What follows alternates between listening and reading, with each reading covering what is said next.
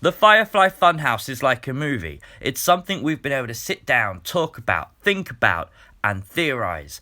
And you don't really get too much of that in other parts of wrestling. Normally it's who's going to be champion, who's going to win a match, who's going to lose a match, and what's Vince McMahon torn up tonight. That is generally what you talk about, but with the Funhouse, with the hidden Easter eggs, the character development, introduction of puppets, and then randomness as it ends and transcends into the actual show, we've been able to do all of that. But what if the Funhouse is all Bray Wyatt's childhood? That's what we're going to be talking about in this video. But before we get to that, if you would be so kind, if you are new to the channel, hit that subscribe button. Make sure you like the video as well. That really does help it. Share it across social media so your friends can find it and come and see it. And not only that, leave their thoughts in the comment section below, because that's what I really want you to do. You guys come up with the best theories, and I would love to hear what you got to say. Now, we've all seen this tweet from Bray Wyatt before, and I love this tweet because everyone's kind of taken the understanding from this that this is like multiple personality syndrome, and that obviously the Fiend is real now, Bray Wyatt's no longer real. However, several narratives doesn't mean characters or people, it means stories. And what I like about that is what Bray's basically saying is the Firefly Funhouse contains multiple stories, not characters. Maybe Bray Wyatt does still exist, maybe the Fiend still does exist, all in our timeline, but the stories don't. The story is changing. What we thought we knew about Bray Wyatt has changed and is now the Fiend. We thought Bray Wyatt was just this weird cult leader dude who lost every pay-per-view he wrestled on. Well, instead, he's now this deep, dark monster. And if you go back to episode 1 of the Firefly Funhouse, we get the first clues that this is from his childhood. That we would be back together again someday.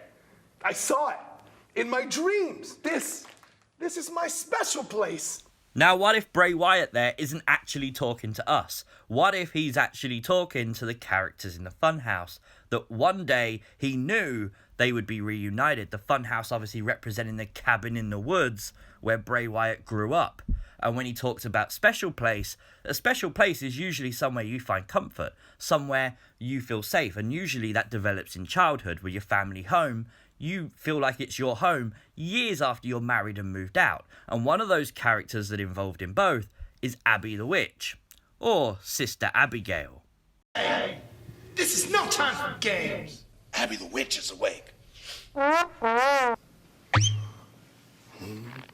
did I tell you about fooling around in the funhouse?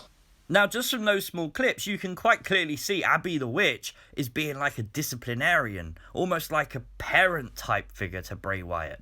And that's interesting because we've always seen her in the window, looking out the window, and maybe we thought she was in limbo.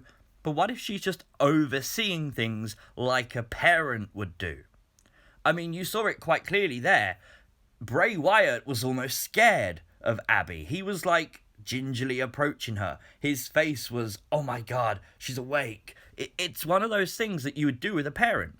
Now, we all know Abby the Witch is representing Sister Abigail, but what if they only called her Abby the Witch because she was the parent? And how many times in your life do you think your mum and your dad are being unfair to you, and you call them horrible names? Maybe Abby the Witch is a derogatory name for Sister Abigail. Maybe that's what it all means.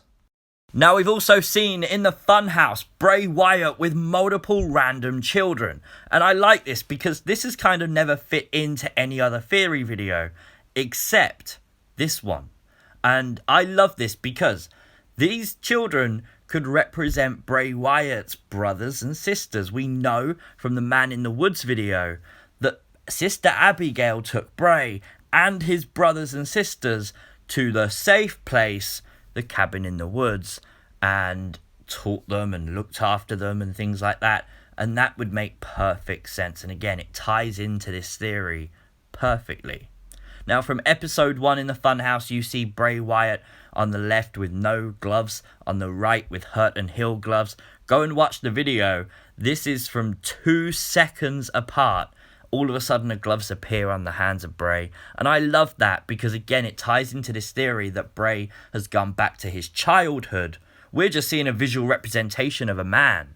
His childhood is when he first met the Fiend. We know that from the Man in the Woods.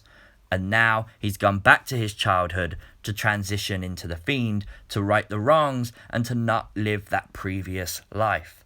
I love that theory. I really do like this whole going back to the childhood thing. Again, the safe place and the brothers and sisters, a lot of it does tie in together. And you can also see when Bray sort of gets more developed in the character that he's no longer scared of Abby the Witch. And we have theorized before that maybe Bray killed Sister Abigail or something. Go check out those videos. I won't get into it on this one. But let me know, as you always do, your thoughts in the comments section below. I understand some of you will think this is a bit out there, but it's a theory video. It's meant to be. Let me know your thoughts in the comments section below. As I said, make sure you like the video, share it across social media, and make sure if you are new to the channel, you hit that subscribe button and consider turning on notifications. And as always, I shall see you next time. Peace!